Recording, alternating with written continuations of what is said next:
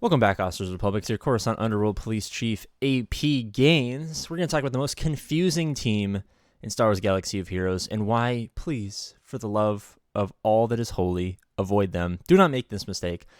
Of course, every night, 5 p.m. Pacific Standard Time, we do roster review streams. You guys come in, give me your ally code, we'll review your roster, we'll make you win more Grand Arenas. That being said, I think at this point, we're up to officially 11 or 12,000 rosters over the last couple years. It's insane the amount of rosters that we looked at. So I have a better understanding than most about what the average player's account looks like. And I see this mistake far too frequently. Absolutely far too frequently. We're going to break it down for you. So if you guys don't know by now, there is a team that is probably the most confusing team in all of the game. And I don't mean from a kit standpoint. I mean from why are they in the game and are they actually useful? And why do some people think they're god tier and why do some people think they're absolute shit? Spoiler alert, the latter is the correct option. So let's talk about the pros, and then let's make all the people who are like, yeah, those are great, feel bad with the cons after that. At the very, and I need to emphasize, very beginning of the game, if your opponent sucks, they will not be able to beat this team.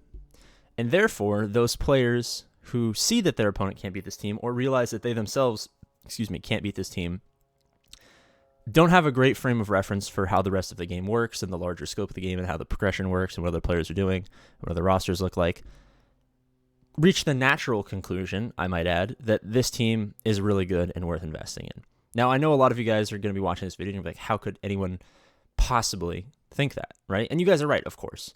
The problem is, you guys have naturally, having been watching this video for the last minute and 58 seconds, you guys watch YouTube videos about this game. You guys have done outside research. You've seen way more than what the average player has, because the average player doesn't watch Star Wars Galaxy of Heroes YouTube videos.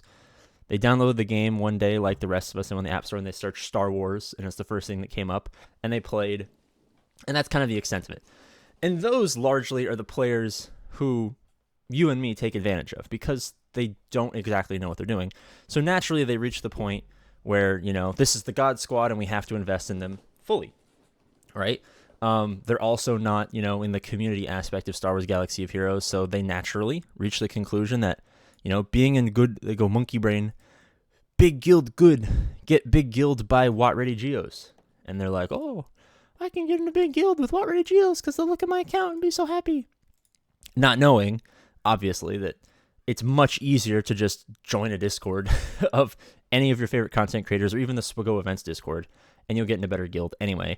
Or, like Nicole's account, just join a publicly open guild that's like 230 million GP and just do that, right?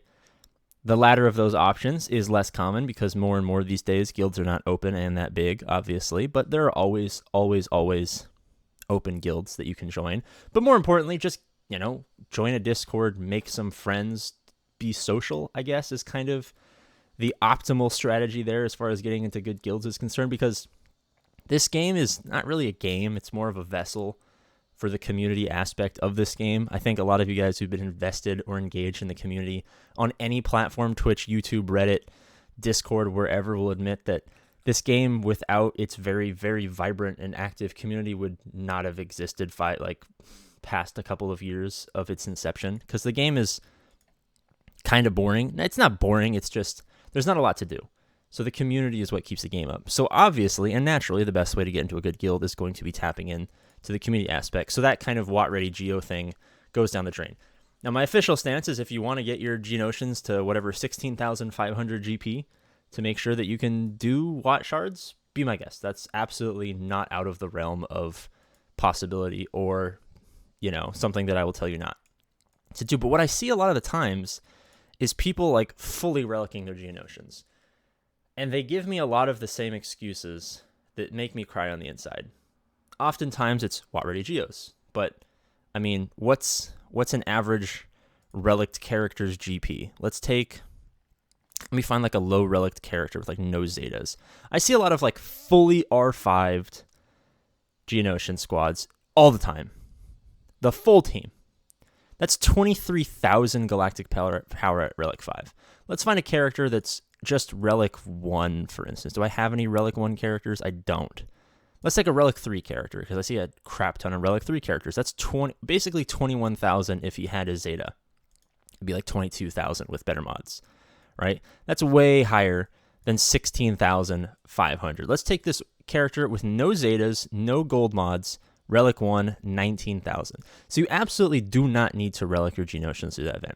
Now, another thing that people say is the ships. The Geonosians have, in their words, not mine, great ships. Wherever they are. So it can be worth relicking it. Sure, if the rest of your fleets are bad, relicking up the Geonosians is a very good idea. Now, obviously, I'm going to tell you that, compared to all of my opponents, my ships are always better. Even punching up GP, and my Geonosians and Separatist Malevolent Squad are absolute doggy doo-doo, because while they do more damage when they're higher relicked, it doesn't help out too much, right? Yes, at the very end game, when all your Geonosians are Relic 7, Relic 8, and you have a Relic 8 TIE pilot, and your whatever other ship is, the Karth ship is up, you have a slightly higher chance of beating the Executor. But if you're watching this video about Geonosians and you're 6 minutes and 22 seconds into the video, I don't think that's going to be your issue. You're either in one of two camps. You just like listening to me talk, so you're here for 6.5 minutes for some reason. Or you're legitimately interested in the information I'm giving out. And if it's the latter, not the former, you're not going to be in the situation where you're worrying about both, should I gear 11, gear 12 my Geonosians, or how am I going to beat Executor with an off-meta counter that requires full R7, R8s plus R9 cap ship, plus good RNG, plus a ship that I probably don't even know exists in this game because I haven't gotten that far. You're probably not in that camp. Now, final verdict, what should you do with your Geonosians? At the very beginning of the game, you should have them. And I wouldn't be mad if you had them all at 7 stars. For this account and for the free-to-play account, we left Geonosian Brood Alpha at 4 stars forever, and the rest of these guys are super easy to 7-star. Take them to whatever gear they are, gear 7, gear 8. And if you really, really, really want to invest in this team for whatever reason, only invest in the Geonosian Spy. If you relic your Geonosian Spy, I will never be mad.